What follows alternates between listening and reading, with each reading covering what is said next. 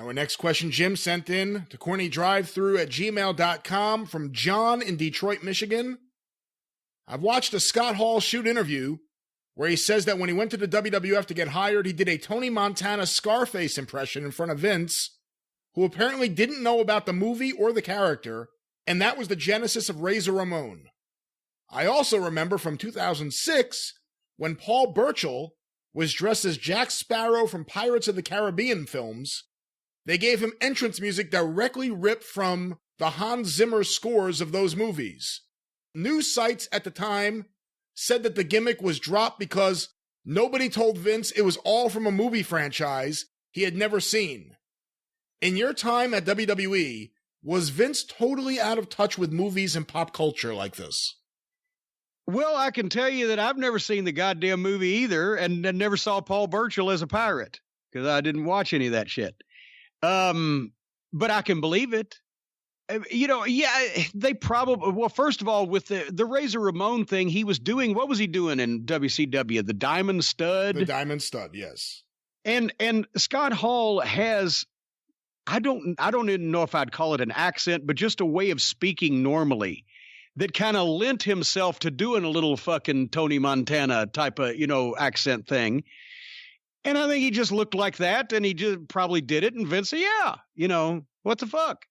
And there you go. With the stuff with Burchill, I can believe it because I don't know that I ever heard Vince talk about ever seeing a movie. I mean, I haven't seen a lot in a while because nothing interests me, to be quite honest. But Bruce used to joke that Vince hadn't gone to the grocery for himself since 1984, and it was 1996 at that time, and I can believe that too. I couldn't see Vince in a fucking grocery.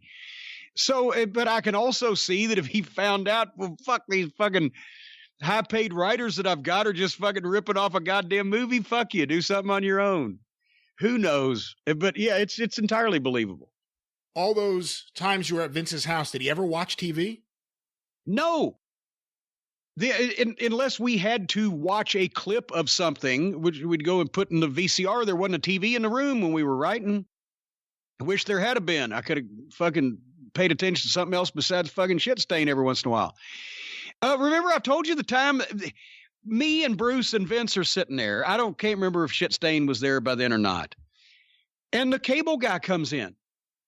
And Vince says, yeah, right back there, pal, because he had a living room behind. We would sit at his small dining room table, and that was off the kitchen, and then he had a living room area in the back.